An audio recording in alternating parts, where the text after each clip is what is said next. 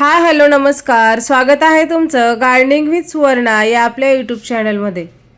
मनी plant एक सुंदर लोकप्रिय इंडोर प्लांट. बरेच जण घरामध्ये ऑफिसमध्ये इंडोर डेकोरेशनसाठी मनी प्लांट लावतात.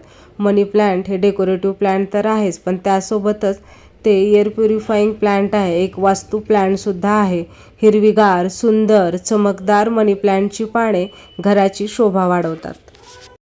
बऱ्याच वेळा ऋतूबदलाचा परिणामसुद्धा प्लांटवर होतो. आपण योग्य प्रमाणामध्ये काळजी घेऊन सुद्धा मनी प्लांटची वाढ जलद होत नाही. त्याचप्रमाणे त्याची पाने आहेत ते निस्ते दिसू लागतात, पिवळी पडतात. आजच्या व्हिडिओमध्ये मी तुमच्याशी शेअर करणार आहे की आपल्या घरामध्ये दररोज अवेलेबल असणाऱ्या कच्च्या दुधाचा वापर करून आपण मनी प्लांटची वाढ जलद कशी करू शकतो, त्याचप्रमाणे त्याची पानेसुद्धा हिरवीगार आणि चमकदार कशी राहतील. आजच्या व्हिडिओमध्ये मी कच्च्या दुधाचा वापर किती प्रमाणात आणि कसा करायचा हे सुद्धा तुमच्याशी शेअर करणार आहे. त्यासाठी व्हिडिओ शेवटपर्यंत पहा. कोणताही पदार्थ असो तो योग्य प्रमाणामध्ये योग्य वेळी वापरला तरच तो जास्त फायदेशीर ठरतो. या ठिकाणी मी 1 ग्लास पाणी घेतलेलं आहे आणि 1 ग्लास पाण्यामध्ये मी फक्त 1 चमचा कच्चं दूध मिक्स करून घेणार आहे. दुधाचा वापर आपल्याला एवढाच करायचा आहे. जास्त प्रमाणात जर दूध वापरलं तर झाडावरती दुधाची दुर्गंधी येते. या ठिकाणी बॉटलमध्ये मी पाणी घेतलेलं आहे आणि त्यामध्ये हे दुधाचं मिश्रण तयार केलेलं आहे. कच्चे दूध हे उत्तम नैसर्गिक सेंद्रिय खत म्हणून काम करते, त्यामुळे प्लांटची वाढ ही वेगाने होते.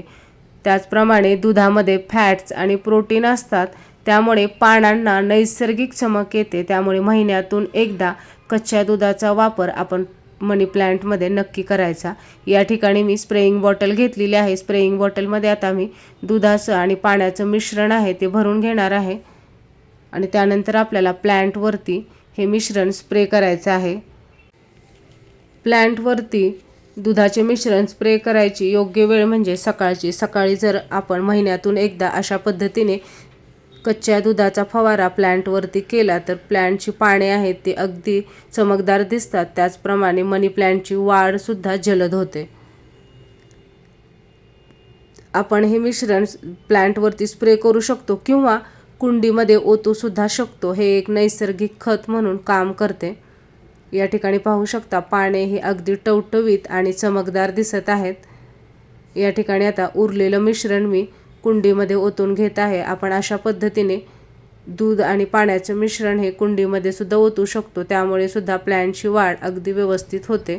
हे मिश्रण वापरताना आपल्याला ते पाण्यामध्ये मिक्स करूनच वापरायचं आहे. तुम्ही जर डायरेक्ट दूध हे कुंडीमध्ये ओतलं तर त्याला बुरशी लागू शकते, दुर्गंध येऊ शकते. त्यामुळे 1 ग्लास पाण्यामध्ये छोटा 1 चमचा कच्चे दूध मिक्स करून आपण महिन्यातून एकदा अशा पद्धतीने प्लांटवरती त्या मिश्रणाचा फवारा केला किंवा कुंडीमध्ये जर ते मिश्रण ओतले तर प्लांटची वाढ आहे ती खूप व्यवस्थित होते.